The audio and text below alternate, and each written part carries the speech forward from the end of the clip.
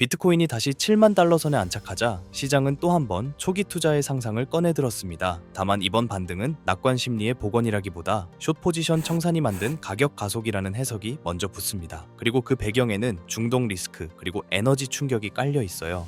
비트코인은 이란 관련 지정학 리스크가 악화되는 국면에서 급락했다가 이후 매수 재개와 숏 커버링을 동력으로 빠르게 되돌림을 만들었습니다. 동시에 비트코인 대 금 구도가 다시 부각되면서 안전자산 프레임 자체가 흔들리는 장면이 화제가 됐죠. 이 과정에서 늘 따라붙는 장면이 하나 있어요. 장기 수익률 서사 그리고 사토시 나카모토 보유 물량의 상징성까지 한꺼번에 소환된다는 겁니다.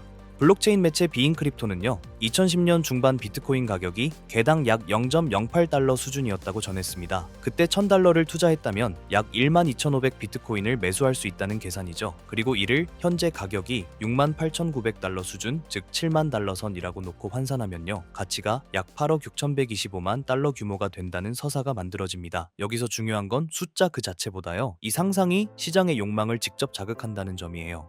매수가가 더 늦어져서 0.3달러였더라도요, 같은 조건이면 현재 가치는 2억 달러를 훌쩍 넘는다라는 계산이 뒤따릅니다. 이 지점이 시장을 자극하는 핵심이에요. 한 번의 초기 채택이 만든 비대칭 보상이라는 서사죠. 그리고 이런 수익률 이야기는 자연스럽게요, 그렇다면 사토시의 이론적 순자산은 얼마나 되느냐로 이어집니다.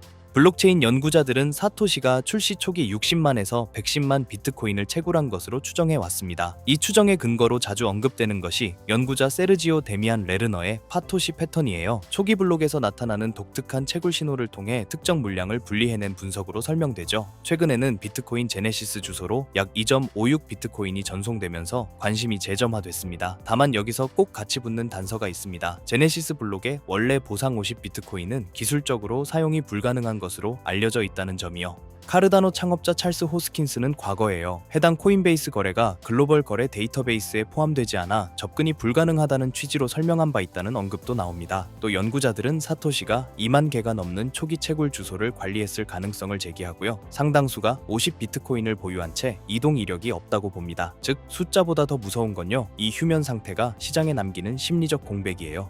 결론은 단순합니다. 사토시 물량이 실제로 움직이면 상징적 심리적 충격이 큽니다. 10년 넘게 이어진 휴면은요, 개인키 분실설, 의도적 침묵설 같은 추측을 낳았고 그 자체가 시장 변수로 남아있죠. 움직이지 않는 것이 오히려 리스크 프리미엄이 되는 구간입니다.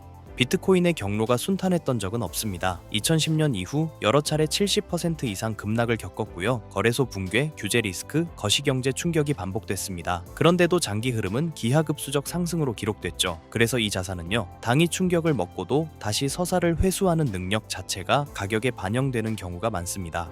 이번 7만 달러 선 회복 과정에서도요, 약 1억 5,400만 달러 규모의 숏 포지션이 청산되면서 상승세가 가속됐다는 수치가 제시됩니다. 여기서 반등이 더 주목받는 이유가 하나 있어요. 같은 시간대 글로벌 증시가 급락했다는 대비입니다. 중동 전쟁 확대와 에너지 가격 급등 우려로 주요 주식 시장이 하락세를 이어갔고요. 코스피는 12% 급락, 니케이는 3.9% 하락으로 제시됩니다. 즉 시장이 흔들릴 때 비트코인이 튀었다는 장면이 만들어진 거죠. 반면 금 기반 토큰은 약세로 묘사됩니다. 팍스골드와 테더골드는 각각 2% 이상 하락했다고 하고요. 그래서 기사에서는 시장 참가자들이 금 기반 토큰에서 자금을 빼서 비트코인으로 옮긴 것으로 해석된다는 문장이 들어갑니다. 다만 이런 해석은요, 상대적 흐름을 보여주는 단서지 곧바로 구조적 결론으로 뛰어들면 위험합니다.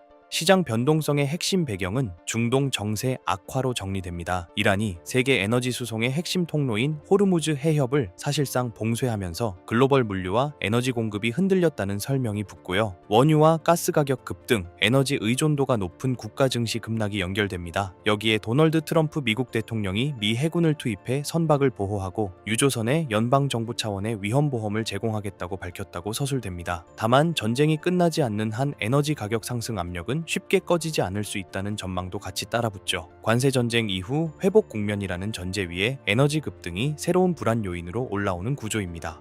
오늘 내용은 이렇게 정리할 수 있습니다. 첫째, 1000달러가 억 달러가 되는 서사는 관심을 끌지만 오늘의 가격 동력은 숏 청산과 유동성에 더 가깝습니다. 둘째, 사토시 보유 물량 추정치인 60만에서 110만 비트코인과 휴면 상태는 여전히 상징적 리스크 프리미엄으로 남아 있습니다. 셋째, 68,000달러, 71,837달러 구간의 급등에는 1억 5,400만 달러 숏 청산이 결합됐다는 흐름이 제시됩니다. 넷째, 전통시장 급락, 코스피 12%, 니케이 3.9%, 속 반등은 리스크 스파이크 자산 간 자금 재배치 논쟁을 다시 열었습니다. 다섯째, 호르무즈 해협 리스크는 에너지 가격을 통해 금융시장 전반 변동성을 증폭시키는 촉매로 작동합니다. 향후 관전 포인트는 두 갈래입니다. 첫째, 이번 상승이 청산발 스파이크에 그치지 않고 현물 기반 매수로 이어지는지 확인해야 합니다. 즉, 숏이 다 닫힌 뒤에도 살 사람이 남아있느냐를 봐야 해요. 둘째, 호르무즈발 에너지 충격이 장기화되는지, 그리고 그 충격이 금리 달러 주식 변동성과 결합해 크립토 변동성을 다시 키우는지 점검해야 합니다. 결론적으로요, 이번 반등은 서사가 다시 살아난 장면이 맞습니다. 하지만 추세 전환인지 여부는 결국 현물 수급의 지속성으로만 증명됩니다. 그리고 이 상황에 알맞는 대응을 구색해 보겠습니다. 제 대응의 실마리의 근거는 담백하고 쉽습니다. 비트코인 가격 변동성에 겁에 질려 도망칠 때 블랙록의 IBIT 거래량을 보세요. 끝없이 폭락하던 그날 IBIT는 무려 100억 달러, 우리 돈 약 13조 원이라는 역대 최대 거래량을 터뜨렸습니다. 그리고 이 아비규환 속에서도 도저히 상식적으로 이해되지 않는 데이터가 하나 포착되었습니다. 여러분, 뉴스는 여러분을 속일 수 있지만 데이터는 우리를 속일 수 없습니다. 생각해보세요. 다 망했다는데 왜 누군가는 13조 원 어치를 그 자리에서 쓸어 담았을까요? 제 개인적인 판단이지만 이 때문에 지금 상황을 단순한 조정으로 보지 않습니다. 비트코인의 소유권을 월가와 국가라는 새로운 주인에게 강제로 넘기기 위한 기획된 수탈의 과정으로 분석되는데요. 그들이 파놓은 가장 잔인한 클래리티 법안 404조의 실체를 반드시 봐야 합니다. 이 조항의 핵심은 간단합니다. 코인 거래소나 서비스 제공 업체는 스테이블 코인을 보유한 고객에게 그 어떤 형태의 이자나 수익도 줄 수 없다는 겁니다. 왜 이런 짓을 할까요? 답은 숫자에 있습니다. 현재 미국 은행의 저축예금 평균 금리는 고작 0.39% 수준입니다. 하지만 만약 규제가 풀려 스테이블 코인이 국채 이자를 고객에게 나눠준다면 어떻게 될까요? 수익률은 단숨에 5%에서 8%까지 치솟게 됩니다. 여러분이 자산가라면 0.39%를 주는 은행에 돈을 썩히겠습니까? 아니면 8%를 주는 스테이블 코인으로 옮기겠습니까? 미은행 연합은 이미 의회에 보낸 서한을 통해 스테이블 코인 이자가 허용되는 순간 미국 전체 은행 예금의 35%, 무려 6.6조 달러가 은행 금고에서 증발할 것이라고 경고했습니다. 이건 2023년 실리콘밸리 은행 파산 때 빠져나간 돈의 37배에 달하는 규모입니다. 월가 입장에서는 이 법안이 곧 은행업의 사형 선고인 셈입니다. 여기서 우리는 지난 1월 29일 클래리티 법안이 상원 농업위원회에서 벌어진 소름 돋는 표결 결과를 주목해야 합니다. 공화당 의원 12명은 전원 찬성표를 던졌지만 월가의 충복이라 불리는 민주당 의원 11명은 단 한 명도 빠짐없이 전원 반대표를 던졌습니다. 이게 무엇을 의미할까요? 월가가 민주당을 앞세워 트럼프의 목줄을 쥐고 흔들었다는 겁니다. 우리 6.6조 달러 꿀통을 지켜주지 않으면 네가 원하는 골든 예산이고 AI 인프라 자금이고 국회에서 단 한 푼도 통과시켜주지 않겠다는 무력 시위였습니다. 결국 트럼프는 백기를 들었습니다. 자신의 거대한 골든 신화를 완성하기 위해 비트코인의 유동성 브릿지를 파괴하려는 월가의 요구를 받아준 겁니다.